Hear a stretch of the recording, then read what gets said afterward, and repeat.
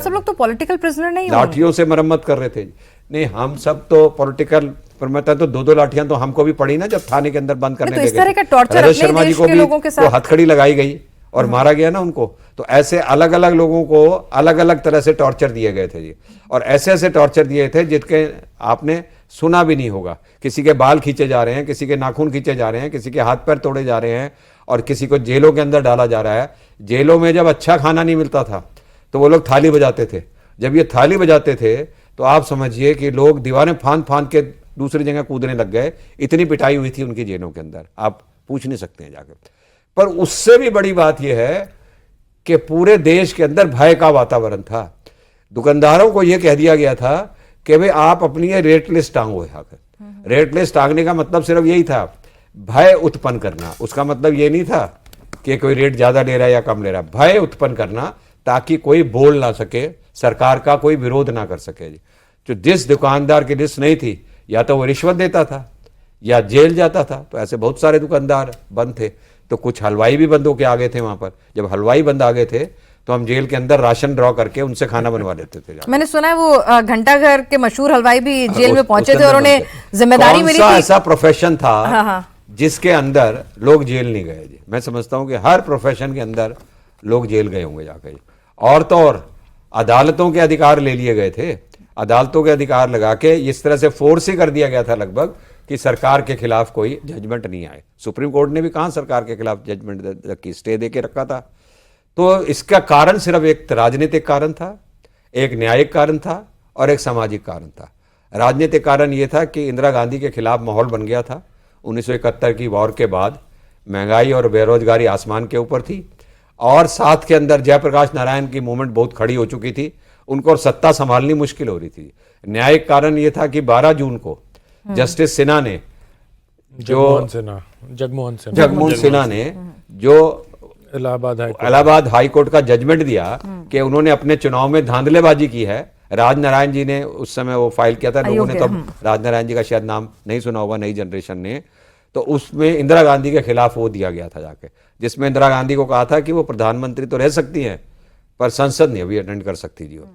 और इसी तरीके से तीसरा हो गया सामाजिक के अंदर उनका विरोध जबरदस्त शुरू हो चुका था। तानाशाही हो गई थी सर। तो ये तानाशाही हो गई थी जी।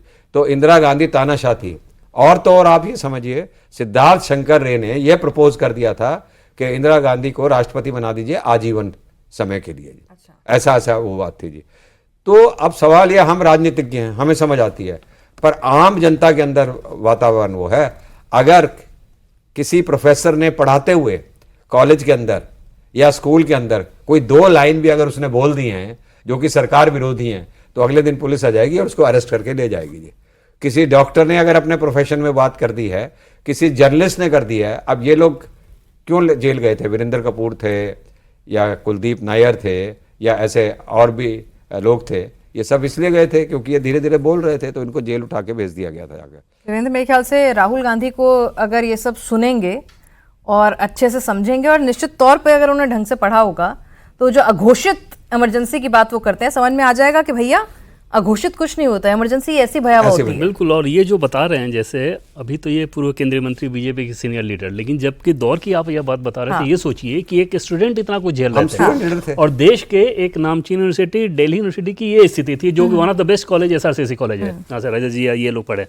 दूसरा केस उठा के देखो, एग्जाम्पल उठा के BHU, वैसे ही नामचीन प्रतिष्ठित यूनिवर्सिटी, वो मनोज सिन्हा जी का मैं कुछ स्पीच सुन रहा था, उसमें वो 2 केस वो जो बता रहे थे, उसमें देखिए किस तरह के केसेस थे कि एक व्यक्ति को कहीं स्टूडेंट लीडर को प्रोटेस्ट के लिए जाना था, तो ये खुद पूरा डॉक्टर का एप्रन वगैरह पहन के अपनी स्कूटर पे उनको भी एप्रन पहना के और डॉक्टर के वेश में ये लोग जा रहे हैं। अब एक स्टूडेंट को कहीं जाना है, कुछ प्रोटेस्ट करने, कुछ करने, तो डॉक्टर का वेश पकड़ना पड़ रहा है।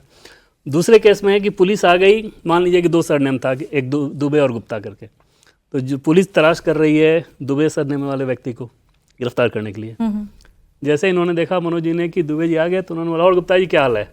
उन्होंने कहा क्या मनोज जी आप मुझे भूल गए, मैं तो दुबे हूँ ना। पुलिस को पता चला, पुलिस उठा के ले गई। यहाँ तक तो आपको ये मजाक के तौर पे लगेगा, लेकिन सोचिए वो व्यक्ति स्टूडेंट लीडर 13 महीने जेल में रहा। हाँ, मतलब जब आपकी उम्र 17, 18, 19, 20 साल की है, आप कॉलेज में आपकी एक अलग उम्र है। अरे कॉलेज में हम BCom MCom कर रहे हैं, हमको परीक्षाएं देनी है, हमारे साल खराब हो गए, उसके अंदर हमारे खुद के साल खराब हुए, रजत जी का साल खराब हुआ। और आप ये समझिए कितने तो प्रोफेसर्स गए पूरे देश के अंदर से, टीचर्स गए। आप इसका अंदाजा लगा लीजिए कि सरकार कितनी ज्यादा निरंकुश हो चुकी थी उस समय जाके। और बंसीलाल जैसे नेता थे, वो मुख्यमंत्री थे वो उस समय हरियाणा के, वो भी इसी तरीके की सपोर्ट दे रहे थे कि इंदिरा गांधी ही सब कुछ है। देवकांत बरुआकर थे, Indira is India, India is Indira, इस तरह के स्लोगन्स लग रहे थे। तो आप ये समझिए शायद तो इंदिरा गांधी जी की बुद्धि भ्रष्ट हो गई थी, या उनके एडवाइजर्स गलत हो गए थे, या वो सत्ता बचाने के अंदर लग गई, या उनके अंदर भय आ गया। पर कुल मिला के उन्होंने वो किया जो करना नहीं चाहिए था। पर बड़ी बात आज क्या है, बड़ी बात क्या है, इन 50 सालों के बाद भी कांग्रेस ने आज तक कभी माफी नहीं मांगी है जाके। डॉक्टर मनमोहन सिंह ने तो जरूर एक बार कह दिया होगा कि भाई ये ठीक नहीं हुआ, पर कांग्रेस ने कभी माफी नहीं मांगी।